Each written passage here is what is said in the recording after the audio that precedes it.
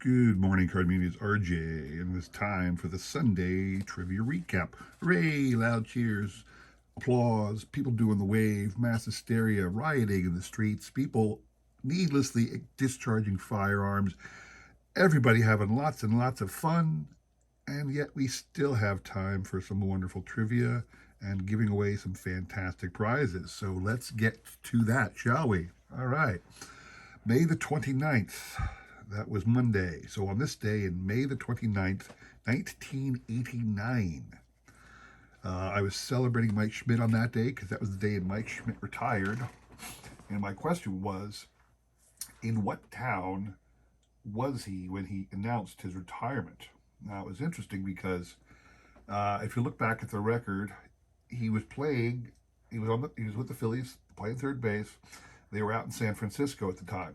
And he had a terrible series, was practically over, but he made an error. He said, if you watch some certain interviews with him, he'll say he made an error. The ball went right through his legs, he said, and he knew at that moment he had played his last game. Well, that was the third game of a three-game set in San Francisco, and he did not say anything until they got to their next destination, which was in San Diego. So it was actually in Jack Russell Stadium. I'm sorry, Jack Murphy Stadium, Jack Murphy Stadium in San Diego that he made the announcement. Here's a card, local card called Great Moments in Philadelphia Sports. And this one, number 7, highlights the day Mike announced his retirement. You can watch it on YouTube. He gets very emotional, tears flowing, has to step aside for a minute to compose himself as he's announcing it. Very famous, at least in Philadelphia, very famous video. Sometimes it gets mocked and whatnot. But anyway, the answer was San Diego. The individuals on the screen here were kind enough to submit a guess. So, as we are wont to do, we will shuffle once and spin. You must hit 3 times on my channel in order to win. So, good luck to everybody, and here we go. If you'll notice, the background's a little bit different right now. We are supposed to have a guest who has not yet arrived to spend the weekend, and in order to do that, my wife asked me to, make room in the baseball room, because the baseball room is our spare room for when guests come to visit. So I had to tear down, the desk that I normally, or the table, I should say, that I normally do the videos on. So instead, I'm over here by the window, got a spotlight in the back illuminating the screen because it's hard to see. But that's why why the background looks a little bit different today, because I'm slightly in a different location.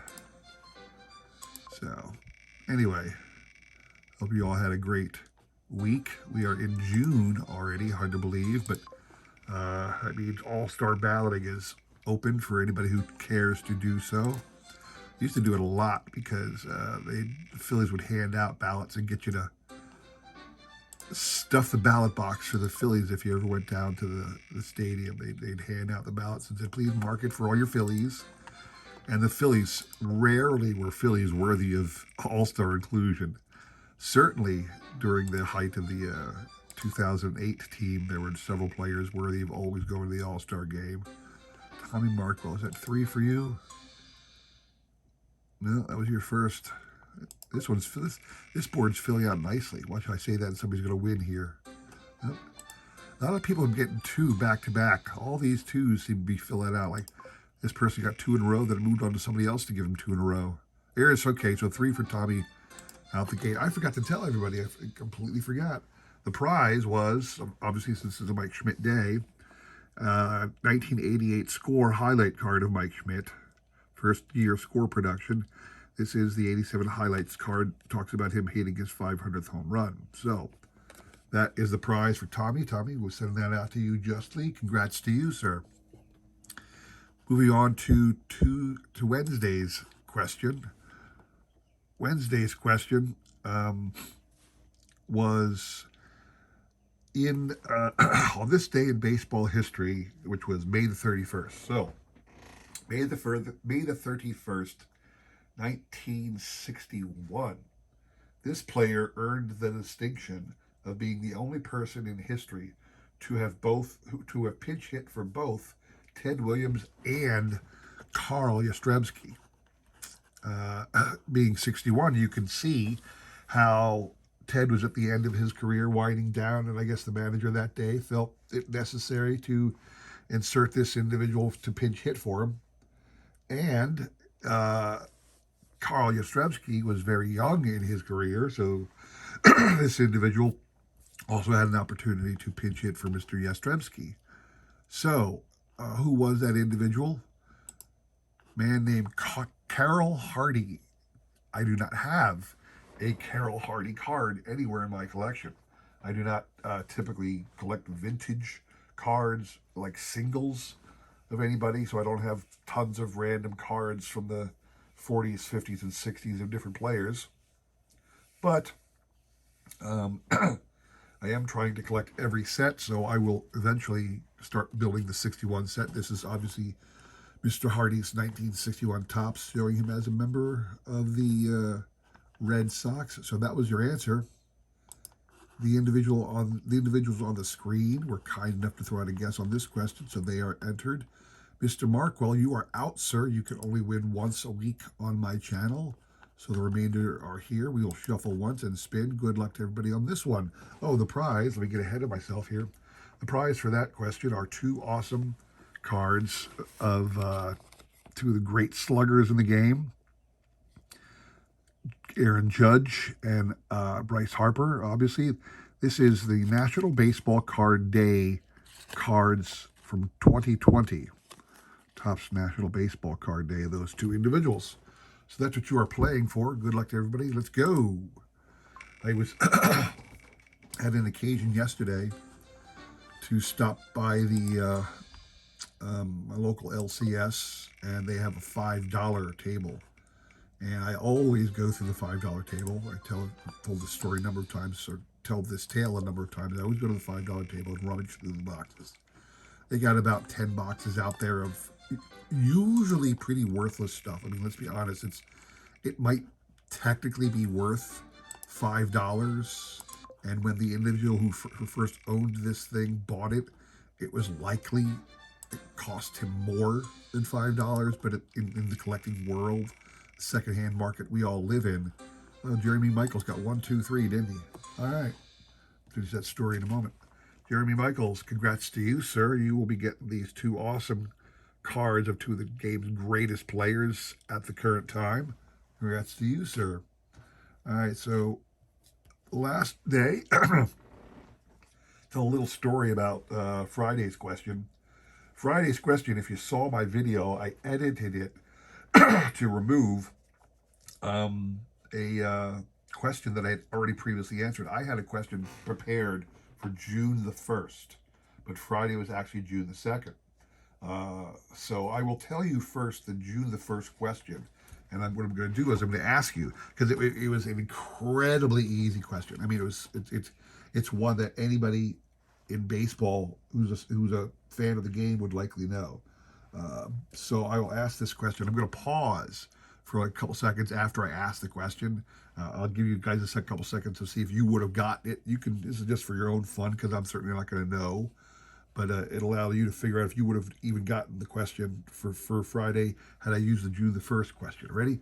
So on this day in baseball history, June the 1st, 1925, this player was inserted into the lineup as a replacement for the starter, and thus began a very long and notable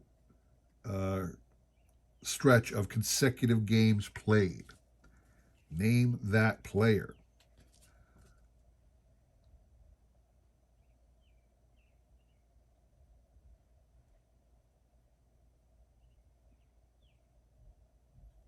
So, assuming you knew the answer, you would have shouted out Lou Gehrig, and you would have been correct. A separate question would have been this day in baseball history, June the 2nd, 1925. This player started a game as part of his streak because on June the 1st, he pinch ran, I believe, for Wally Pipp, or pinch, he took over the first base position for Wally Pipp after Wally Pipp had started the game. But on the second, he started.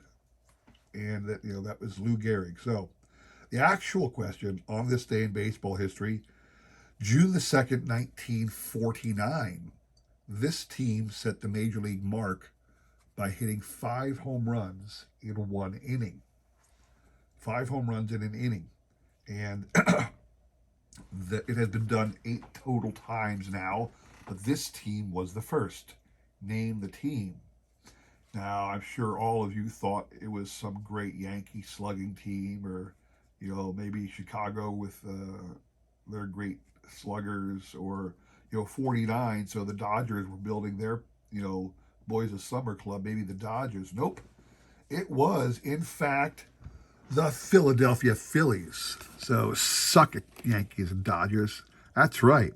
The Philadelphia Phillies in their 1950, almost Whiz Kids. The 50 was the Whiz Kids, but 1949, the Phillies were the first team to hit 5 home runs in one inning. In fact, here we go. Andy Seminick hit 2. Andy Seminick, I believe he was the catcher. Yep, he was the catcher of that great team. Willie Pudd'nhead Jones was the third baseman. He hit 1. Del Ennis, star outfielder for the Phillies. I think when he played he played right or left. He was left field, and Dick Sisler was right. Don't quote me on that. And then Preacher Rowe, the pitcher, actually hit 1. And he wasn't on the Whiz Kids team, so I don't have a Whiz Kids card of Schoolboy Rowe. But here's Schoolboy Rowe. He hit 1 too. So Seminick got 2. The other guys each had 1. 5 home runs in one inning by the Phillies. So that was the answer. The prize for getting that right, really cool card, I think. Tops the Stars of the MLB from this year, the Chrome version of Trout. So that is an awesome card if you are a baseball fan. So let's see who gets that one. Moving on to Friday. So we had Jeremy Michaels. What's Jeremy Michaels on Wednesday? No, Tommy Markwell on Wednesday. Jeremy Michaels, Tommy Markwell on Monday. Jeremy Michaels on Wednesday. You guys are out. You cannot win but once a week on my channel. So the remaining individuals are up for that great Trout card. Again, we will shuffle once and spin. Good luck to everybody here.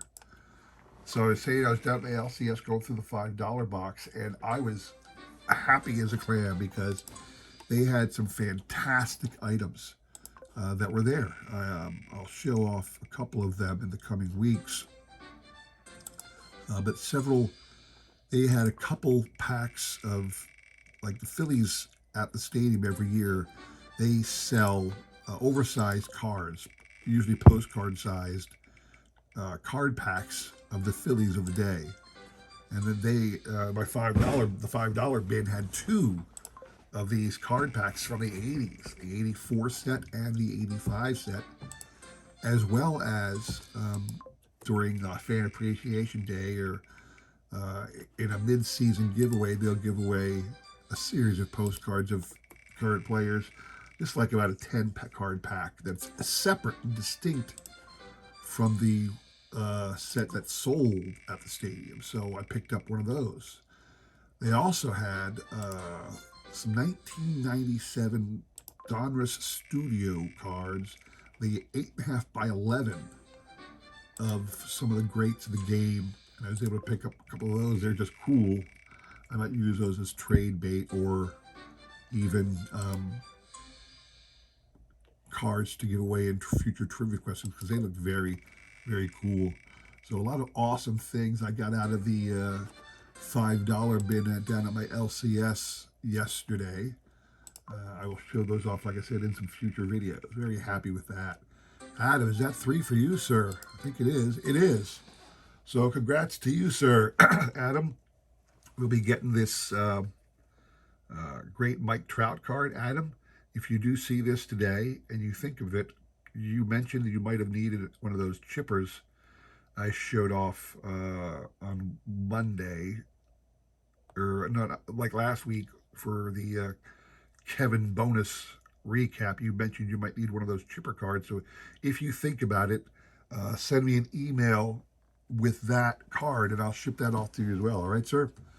All right, that's all I have for you today, people. Thanks for watching. Please consider like, subscribing, commenting, and all that jazz. I greatly appreciate your support as I try to support everybody else in this great card community. So thanks for watching. Come back again tomorrow. We'll do it all again. Take care.